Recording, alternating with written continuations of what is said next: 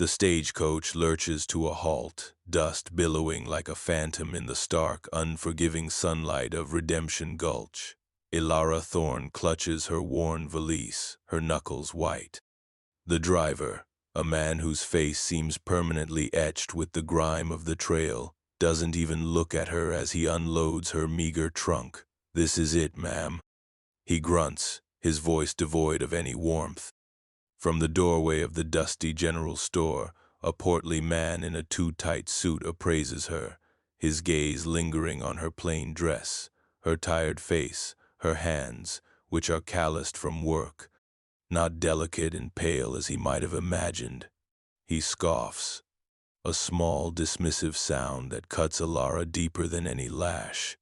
"She ain't what I was expectin'," he declares to the driver, loud enough for the entire street, all three inhabitants currently visible, to hear. "Too sturdy.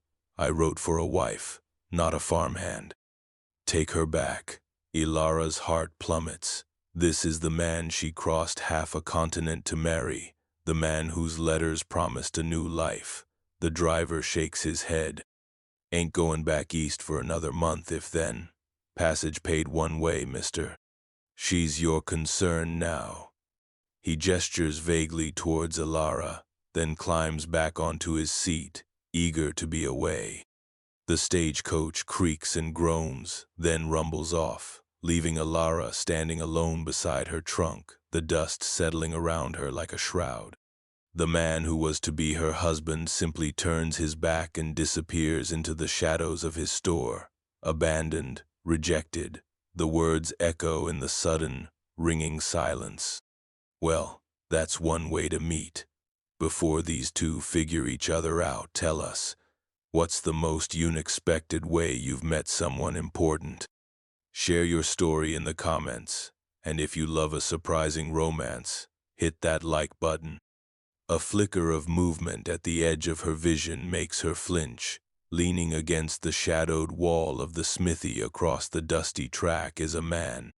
Tall, lean, clad in buckskins that have seen years of wear. He's almost part of the landscape, still as the heat shimmer rising from the ground. His face is weathered, half hidden by a grizzled beard and the brim of a wide, stained hat. He says nothing, just watches with eyes that seem to miss nothing. Ilara feels a fresh wave of shame wash over her. To be discarded so publicly, under the gaze of a stranger, it's a humiliation almost too great to bear. The sun beats down, and the silence of the mountains presses in. She is 1,000 miles from anywhere she knows, with no money, no prospects, and now, no future. The man across the way pushes himself off the wall, his movements slow, deliberate. He doesn't approach her, not directly. Instead, he walks to his pack horse, tethered nearby. He rummages for a moment, then straightens, and with a quiet gesture, a slight inclination of his head towards the trail leading out of the pathetic excuse for a town and up into the high country, and the almost inaudible murmur of, "Ma'am." Her life and his took a path neither could have foreseen. Jedediah Stone was a man of the mountains, more comfortable in the company of pine and predator than with the chattering, judgmental folk of settlements like Redemption Gulch. His cabin, nestled high in a secluded valley, was his fortress and his sanctuary. He'd come down for supplies, salt, flour, a new axe head, a journey he undertook only when necessity dictated. He had seen the stage arrive, had heard the callous dismissal of the woman. He knew Lemuel Potter, the storekeeper, for a greedy, self-important fool, quick to judge and quicker to complain.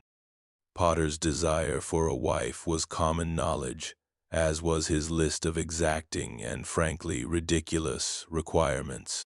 Jedediah had felt a surprising knot of something akin to anger tighten in his chest as he watched Ilara Thorne stand alone, her shoulders slumped but her chin, after a moment, lifting with a hint of defiance he found himself respecting.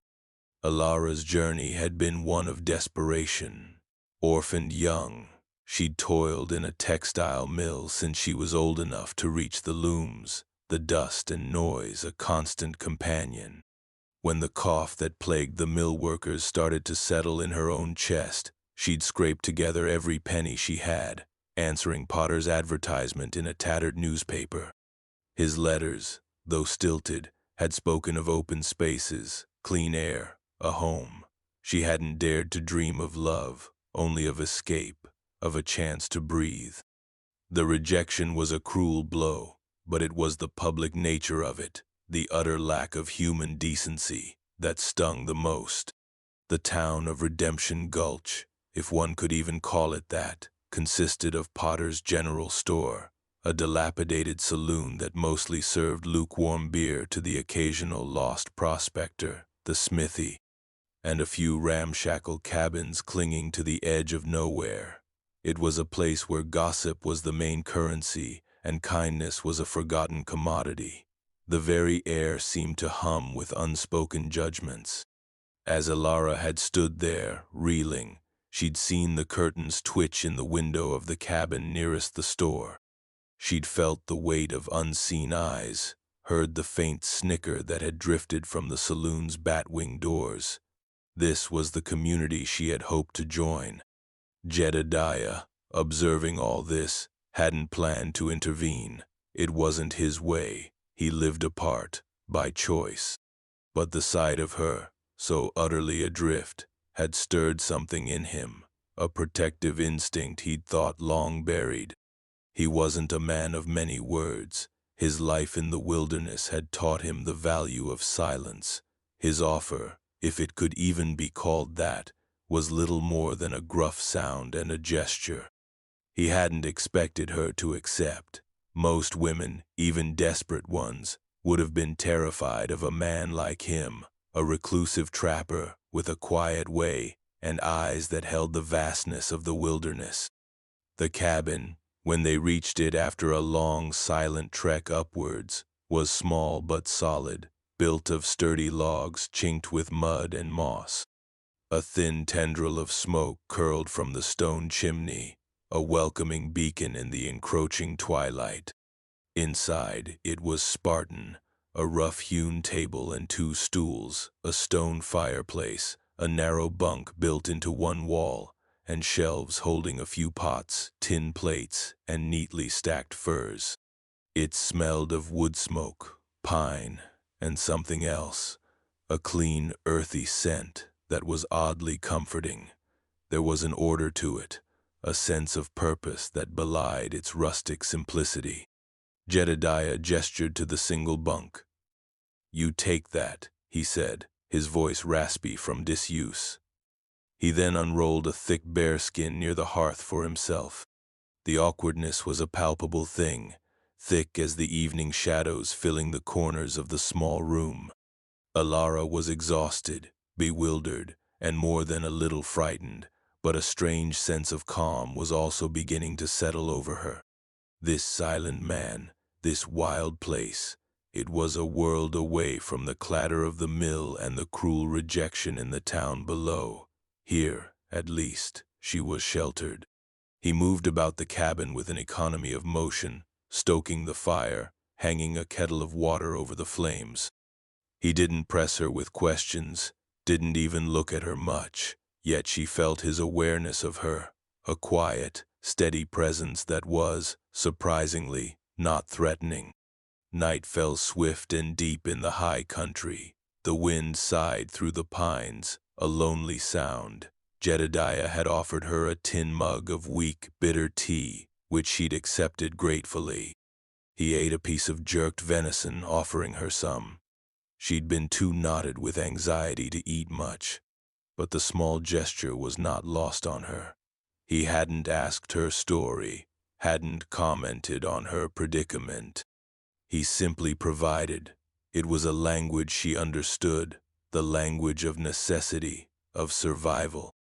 Potter's cruel words still echoed in her mind. Too sturdy. Perhaps, she thought, watching the firelight flicker on the rough log walls, Sturdiness was exactly what was needed in a place like this. The first test of their strange cohabitation came with the dawn. Alara woke stiffly from the bunk, the unfamiliar quiet of the mountains a stark contrast to the cacophony of the mill town she'd left behind. Jedediah was already gone, though the fire was banked, a pot of something that smelled like porridge simmering gently beside it. A wave of panic threatened to engulf her. Had he abandoned her too? But then she saw his rifle was gone from its pegs by the door, and his heavy coat. He was out, likely checking traps or hunting. Relief, sharp and immediate, washed through her. She wasn't entirely alone. The porridge was coarse but filling. She ate slowly, looking around the small cabin in the gray morning light. It was a man's domain, stark and functional, yet there was a strange neatness to it. His few belongings were carefully stored, his tools clean and well maintained. When he returned hours later, a brace of rabbits slung over his shoulder, he merely nodded at her, his gaze sweeping the cabin, noting the cleaned pot, the tidied bunk. He didn't comment, but she thought she saw a flicker of something, approval, perhaps, in his usually impassive eyes. He set about skinning the rabbits with practiced efficiency, his large hands surprisingly deft. Alara, despite her initial trepidation, found herself watching him, fascinated by the quiet competence with which he moved. She had spent her life surrounded by the clatter of machinery, the endless repetition of tasks. Here, every action had a purpose, a direct link to survival. The days settled into a rhythm. Jedediah would leave early, returning in the afternoon or sometimes not until dusk. Alara, determined not to be a burden, took it upon herself to keep the cabin tidy, to prepare what food they had, to mend his worn buckskins with thread she'd carefully hoarded in her valise. She learned to bank the fire, to haul water from the nearby spring, her sturdy frame proving its worth in the daily chores.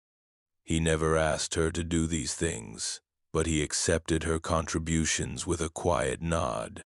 Sometimes he would leave a small offering on the table for her, a handful of late-season berries he'd found, a bird's egg, once even a roughly carved wooden flower. So delicate it seemed impossible it had come from his calloused hands. These small, unspoken kindnesses were like glimmers of light in the vast wilderness of her uncertainty. She began to learn his ways, his silences. She learned that a certain set of his jaw meant a storm was coming, that a particular glint in his eye preceded a rare, almost imperceptible smile when his traps were full. He, in turn, seemed to observe her with a quiet intensity. He noticed the way she hummed softly to herself while mending, the way her hands, though rough, moved with a gentle grace when she handled the fragile wildflowers she sometimes picked and placed in a chipped tin cup on the table. He saw the shadows that still haunted her eyes, but he also saw the resilience that straightened her spine, the quiet dignity with which she faced her uncertain future. One afternoon, while she was scrubbing the hearthstones, a shadow fell across the doorway. It was Lemuel Potter. Her heart leaped into her throat. Potter's face was smug, his eyes glinting with a proprietary air. "Well, well," he said, his voice oily. "Figured I'd find you shacked up with the mountain man. Heard tell you'd run off with him." He smirked. "Come now, girl. A joke's a joke. I might have been a bit hasty. A man needs a woman to keep house, sturdy or not. Come on back down to town. I'm prepared to overlook your lapse in judgment." Before Alara could find her voice, Jedediah was there, filling the doorway, his presence suddenly immense, formidable. He hadn't said a word, but his eyes, cold as glacial ice, were fixed on Potter. The storekeeper, who had puffed himself up with self-importance, seemed to shrink under that silent, unwavering gaze. "This here's my cabin, Potter." Jedediah said, his voice a low rumble. "And the lady ain't going nowhere she don't want to," Potter stammered, his bravado deflating like a pricked balloon. "Now, see here, Stone. She was supposed to be my wife. I got rights. You got no rights." Jedediah cut him off, his voice still quiet but edged with steel. "You sent her away. What happens after that ain't your concern. Now get. And don't come back." Potter, flustered and red-faced, muttered something about the sheriff, about decency, but he backed away, stumbling slightly as he turned to leave. Jedediah watched him go, then slowly turned back to Ilara. The cabin seemed to hum with the unspoken tension. He looked at her, a question in his eyes. She just nodded, a small, grateful gesture. He had defended her. He had called her the lady. The incident with Potter, though unsettling, forged a new layer to their tentative bond. Ilara realized that Jedediah's silence was not one of indifference, but of deep observation and, when roused, fierce protection. She began to feel a measure of safety she hadn't known since childhood. He, in turn, saw her courage. She hadn't cowered before Potter. She had stood her ground, ready to face him, even before he intervened. His initial act of taking her in had been born of a gruff sort of pity, mixed with a disdain for Potter's cruelty. Now, something more was taking root: respect. The mountain autumn deepened, the aspens turning to rivers of gold against the dark green of the pines. The air grew crisp, carrying the scent of wood smoke and frost. Jedediah began to spend more time preparing for winter, cutting firewood, checking the cabin's chinking, reinforcing the small lean-to that served as a shelter for his pack horse. Ilara helped where she could, her hands growing tougher, her body stronger. She learned to identify edible roots and plants under his quiet tutelage, to read the signs of animal tracks, to listen to the language of the forest. He taught her how to set simple snares, how to use a small hatchet to split kindling. He never praised her directly, but when she successfully snared a rabbit on her own, the slight upturn of his lips was more rewarding than any spoken compliment. One evening, as a cold wind rattled the shutters, they sat by the fire. The silence between them was comfortable now, companionable. Ilara was mending one of his shirts, the flickering light catching the copper highlights in her brown hair. She had been gathering her courage for days, and finally she spoke, her voice soft. "Mr. Stone, Jedediah, why did you help me?" He looked up from the knife he was sharpening, his gaze steady. He was silent for a long moment, turning the question over in his mind. "Saw a body in need," he said finally, his voice gruff. "Didn't seem right, what Potter did." He paused, then added, so quietly she almost didn't hear it. "No one should be left like that." She dared to press further. And what about now? Winter's coming. I can't stay here forever. I'm a burden." He set his knife down. "Ain't a burden," he said, his eyes meeting hers, cabins warmer with two.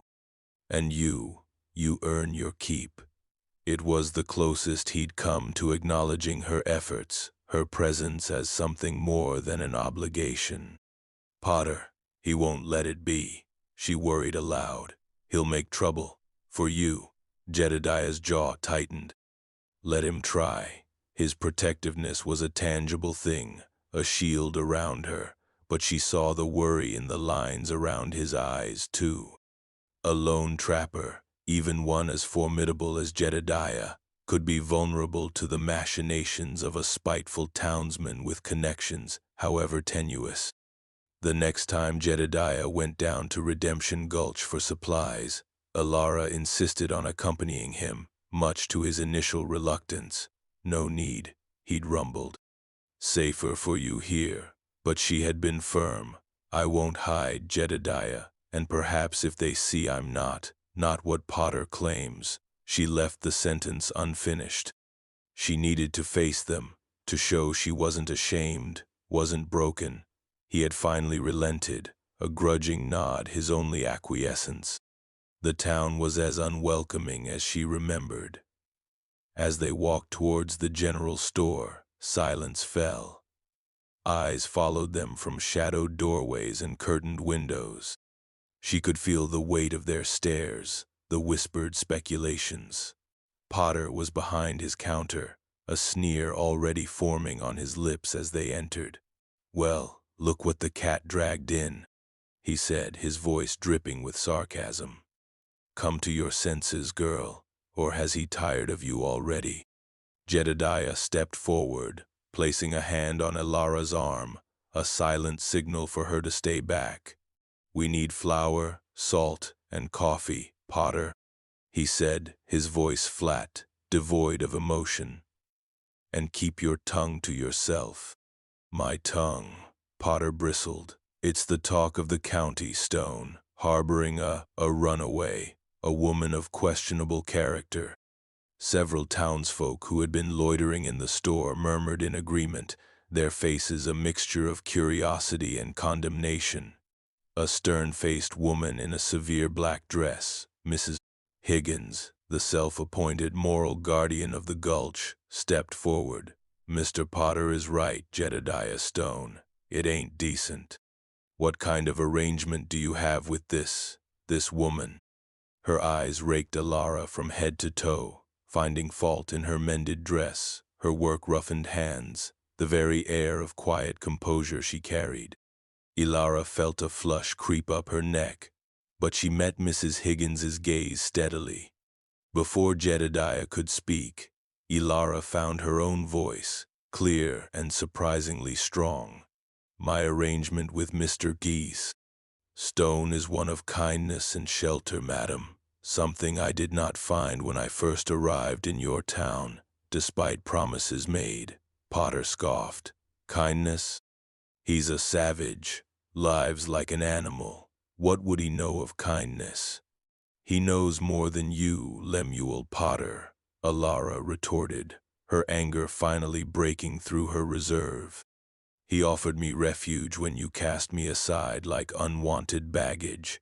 He has shown me respect, which is more than can be said for some in this town who preach decency but practice cruelty."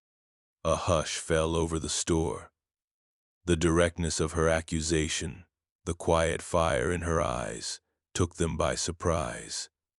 Jedediah looked at her, a flicker of something unreadable, pride, in his eyes. He then turned his attention back to Mrs. Higgins and the assembled onlookers. "The lady speaks the truth," he said, his voice carrying a weight that commanded their attention. "She came here in good faith, and was met with insult and abandonment. I offered her what any decent man would offer, help. If that offends your sensibilities, then perhaps your sensibilities need re-examining." "Decent?" Mrs. Higgins sniffed. "Cohabiting without the sanction of marriage. It's a scandal, Mr. Stone, a disgrace to this community." This was the accusation Elara had feared, the one that could truly damage Jedediah's solitary but respected standing as a man who, while reclusive, was known to be honest in his dealings. The word marriage hung in the air. Elara saw Jedediah's jaw clench. She knew he was a man who valued his freedom, his solitude.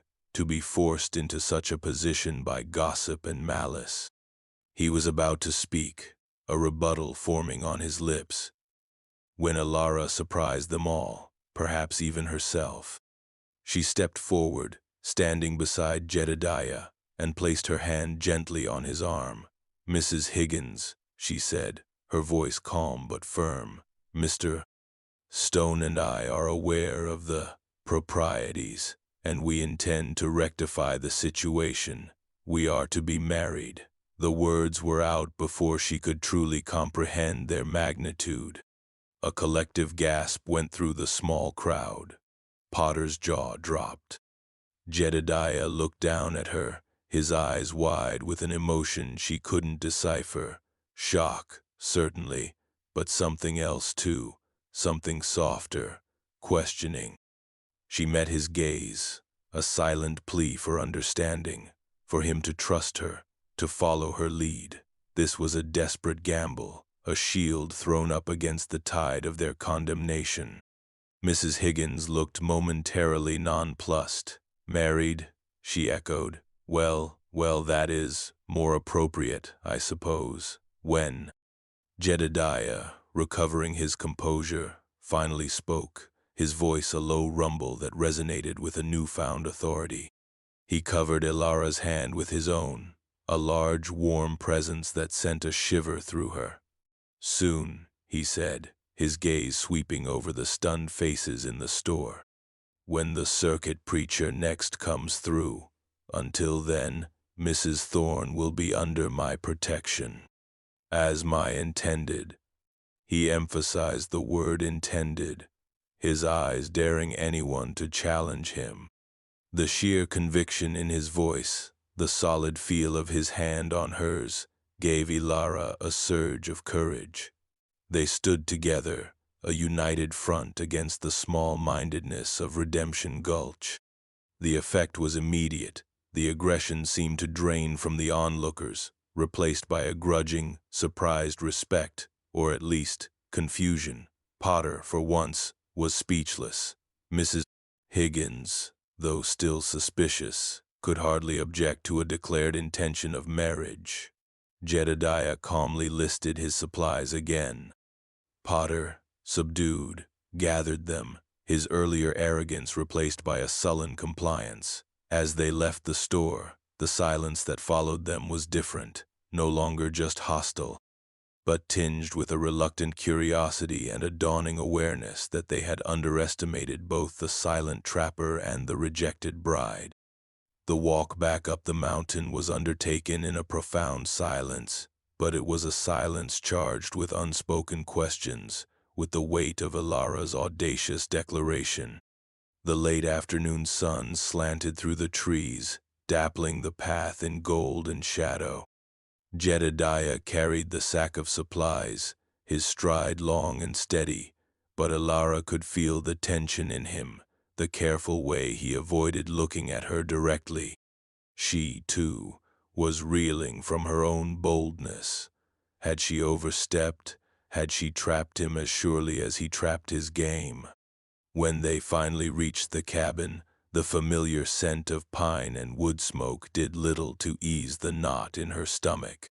Jedediah set the supplies on the table, then turned to face her, his expression unreadable in the dimming light. "Ilara," he began, the use of her first name without the formal Mrs. Thorne startling her. His voice was low, serious. "What you said in town, about us marrying." She couldn't meet his eyes. I'm sorry, Jedediah," she whispered, her gaze fixed on her hands, twisting in her lap as she sat on one of the rough stools. "It was the only thing I could think of. They were going to ruin your name, to say terrible things. I couldn't let them. Not after you've been so good to me." She finally looked up, her eyes pleading. "It doesn't have to be true, of course. I can leave, go somewhere else. I won't hold you to it. It was just words, to protect you." He was silent for a long time, so long that Ilara began to fear she had truly offended him, had presumed too much. He walked to the small window, looking out at the vast expanse of the mountains, now painted in hues of purple and deep blue by the approaching dusk. The only sounds were the crackle of the fire she had built earlier and the sigh of the wind in the eaves. When he finally spoke, his back was still to her. "And what if," he said slowly, his voice rougher than usual, "what if I don't want it to be just words?" Ilara's breath caught in her throat. She stared at his broad back, unable to comprehend. What do you mean?" He turned then, and in the flickering firelight she saw an emotion in his eyes she had never seen there before, a vulnerability, a tenderness that made her heart ache. "Ilara," he said, taking a step towards her, this life here, It's been a solitary one, for a long time. He gestured vaguely around the small cabin. I never figured, I never expected. He seemed to struggle for words, a rare thing for a man who usually conveyed so much with so little. You bein' here, he continued, his voice gaining a quiet strength. It ain't been a burden. It's been good. He took another step, closing the distance between them. He reached out a calloused hand, not to touch her, but as if to bridge the remaining space. That man, Potter, he was a fool, a blind fool. His gaze met hers, direct and unwavering. He didn't see what was right in front of him. Ilara felt tears prick her eyes, tears not of sorrow this time, but of an overwhelming, unexpected joy. Jedediah, she whispered, her voice thick with emotion. He finally did reach out, his fingers gently touching her cheek, brushing away a stray tear. His touch was surprisingly soft, tentative, as if he were afraid she might break. If you're willin', Ilara, he said, his voice barely above a whisper. I'd be honored to make those words true, to have you as my wife, not for the town, not for propriety, for us. The decision had been made, not in the dusty confines of Potter's store under the judgmental eyes of the townsfolk, but here, in the quiet intimacy of the mountain cabin, with the firelight casting dancing shadows on the log walls. It was a choice born not of desperation or societal pressure, but of a slowly dawning realization of mutual respect, affection, and a shared future neither had dared to imagine. The threat from Potter and the town hadn't disappeared, but it had lost its power to truly harm them. They had found their own truth, their own sanctuary. The circuit preacher, a weathered man named Reverend Micah, was indeed due in Redemption Gulch in a few weeks. Jedediah, with a newfound quiet determination, made the necessary arrangements. There was still an undercurrent of gossip in the town, but Ilara's bold declaration and Jedediah's steadfast support had largely silenced the most virulent critics. Mrs. Higgins even offered a grudging, "Well, it's for the best, I suppose," when she next encountered Ilara, who had accompanied Jedediah down to trade some furs for essential winter supplies. The day of the wedding was simple, unadorned, yet possessed a profound dignity. Ilara wore her best dress, mended and clean, a small sprig of late-blooming mountain aster tucked into her hair, a silent offering Jedediah had left on the table that morning. Jedediah wore his cleanest buckskins, his beard neatly trimmed. The ceremony took place not in the judgmental confines of a church, but on a small, sun-dappled knoll just outside of town, overlooking the vast expanse of the valley, the mountains rising majestic in the distance. Reverend Micah's words were heartfelt, his voice carrying on the crisp autumn air. A few curious townsfolk watched from a respectful distance, their expressions more subdued now, perhaps even a little awed by the quiet solemnity of the occasion. Lemuel Potter was notably absent. As Jedediah slipped a simple hammered tin ring, one he'd painstakingly fashioned himself, onto Ilara's finger, his hand was steady, his gaze unwavering as it met hers. "With this ring," he said, his voice clear and strong, "I thee wed." And in that moment, looking into his honest, kind eyes, Ilara knew she had found something far more valuable than the new life she had once sought with a man like Potter. She had found a true partner, a protector, a man who saw her worth when others had seen only her perceived flaws. She had found a home, not just in the small cabin high in the mountains, but in the shelter of his quiet strength, his unexpected tenderness. They stood together on the knoll as Reverend Micah offered a final blessing, the wind tugging gently at Ilara's skirt, the vast, indifferent landscape stretching out before them. The judgment of Redemption Gulch, the sting of her rejection, seemed to fade into insignificance against the backdrop of the towering peaks and the endless sky. They had faced down the scorn, the prejudice, and had emerged not unscathed, but stronger, their bond forged in shared hardship and quiet understanding. The small crowd of onlookers began to disperse, some nodding respectfully towards the couple, a few even offering quiet congratulations. Mrs. Higgins approached, her severe expression softened slightly.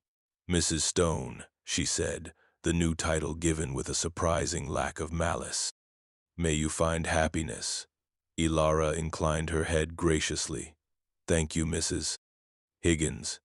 Perhaps even in Redemption Gulch, a measure of acceptance, however small, was possible.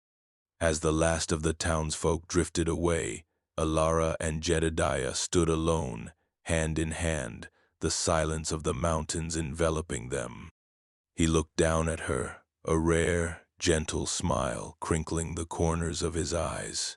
"Mrs. Stone," he murmured, the name sounding right, natural, on his lips. She leaned her head against his shoulder, feeling a profound sense of peace settle over her. The cabin, their shared space, beckoned. It was no longer just a refuge from the storm of her past, but the foundation of their future. The path ahead would undoubtedly hold its own challenges, the harshness of the coming winter, the unforgiving nature of the wilderness, but they would face it together. He had taken her in when she was lost and alone, a rejected bride, and in doing so, he had found something precious himself. He watched her as she turned her face to the vast, open sky, a quiet joy illuminating her features. He knew then, with a certainty that settled deep in his bones, that his silent, solitary world had been irrevocably, wonderfully changed. He had not just taken in a stranger, he had found his heart, beating steadily beside his own, in the wild, quiet expanse of the mountains. The life they would build would be carved from resilience, respect, and a love as steadfast and enduring as the peaks that surrounded them. The journey back to their cabin was different this time. It wasn't a flight from rejection or a hesitant step into the unknown. It was a return home. Ilara walked beside Jedediah, her hand tucked securely in his, a quiet contentment settling over her like the softest blanket. The air was crisp, carrying the scent of pine and the promise of snow, but inside her there was only warmth. The small cabin, when it came into view, nestled amongst the trees with a thin curl of smoke rising from its chimney, looked more welcoming than ever. It was their sanctuary, their fortress, the place where their unlikely story had begun and where their new life would now unfold. Inside, the familiar scent of wood smoke and dried herbs greeted them.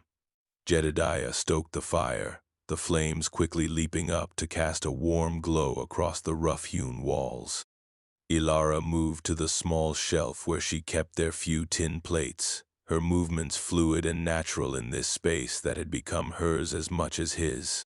She felt his eyes on her, a gentle, possessive gaze that no longer made her feel scrutinized, but cherished. He had seen her at her lowest, her most vulnerable, and had not turned away. Instead, he had offered his strength, his protection, and ultimately, his heart. That evening, as they shared a simple meal of stewed rabbit and dried berries, the silence between them was no longer awkward or tentative. It was filled with unspoken understanding, with the deep, quiet comfort of two souls who had found their anchor in one another.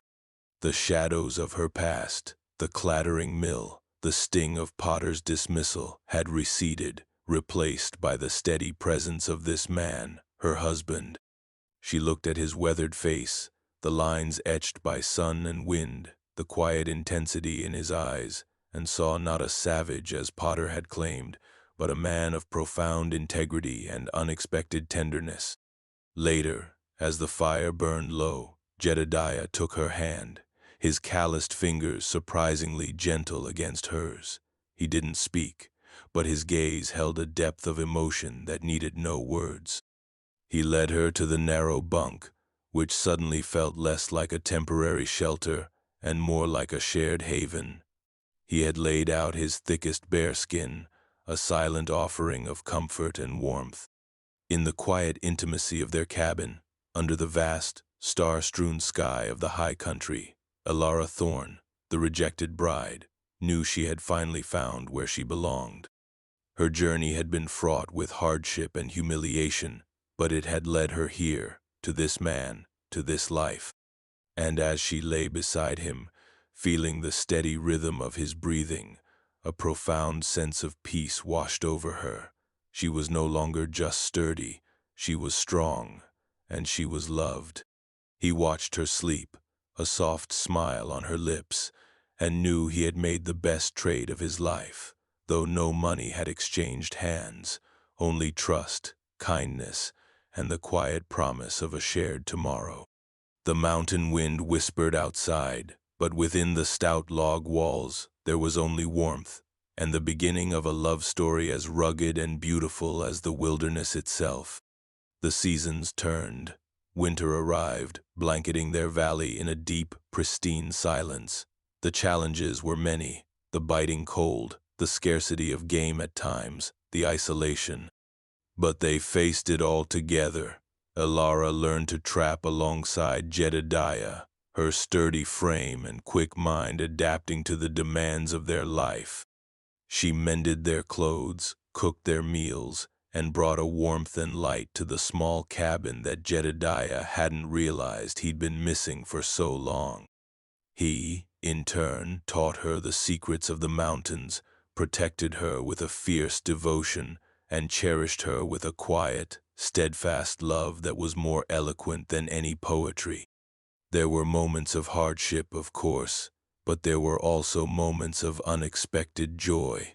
The sight of a deer drinking from the frozen creek at dawn, the shared warmth of the fire on a brutally cold night, the quiet laughter that sometimes bubbled up between them over a small success or a shared memory. Spring eventually returned, painting the mountains in vibrant greens and wildflowers. Life renewed itself, and with it, their bond deepened. They rarely went down to Redemption Gulch anymore, their world contained within the protective embrace of their valley. But on the few occasions they did, they were met not with scorn, but with a grudging respect. The story of the silent trapper and the rejected bride he'd taken in and married had become something of a local legend, a testament to resilience and unexpected love. Lemuel Potter still scowled from behind his counter, but his words held no more venom, only the sour taste of his own folly. Elara no longer flinched under his gaze. She met it with the quiet confidence of a woman who knew her own worth, a worth that had been recognized and cherished by the man who stood beside her. She had arrived in Redemption Gulch, a discarded mail-order bride, but she had found her destiny in the heart of the wilderness, and in the heart of a silent, steadfast man. Thanks for watching. If you believe in compassion, overcoming prejudice, and finding love in unexpected places, give this story a like and subscribe for more. This story showed love and heroism where least expected. What was your favorite moment of connection between them? Tell us in the comments.